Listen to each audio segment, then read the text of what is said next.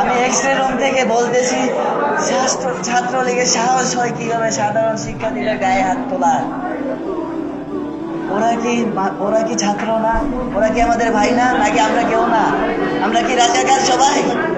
আমরা কেউ রাজাকার না। প্রধানমন্ত্রী কেন আমাদের রাজাকার বলবে? আমার বাম পাশ, শরীরের বাম পাশ পুরো অবশ হয়ে আছে, আমি নাড়াচাড়া করতে পারতেছি না। আমার আরো ভাইরা আহত।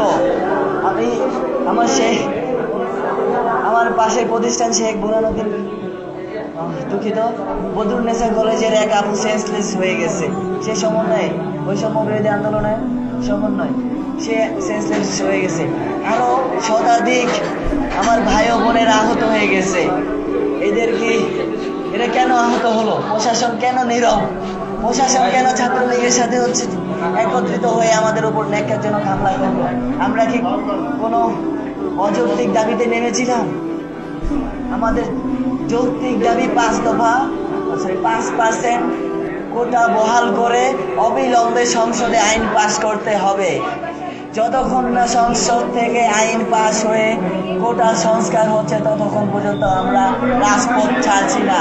হামলা করে আন্দোলন বন্ধ করা যাবে না, পুলিশ দিয়ে আন্দোলন বন্ধ করা যাবে না, ছাত্রলীগ দিয়ে আন্দোলন বন্ধ করা যাবে না। ধন্যবাদ সকলকে।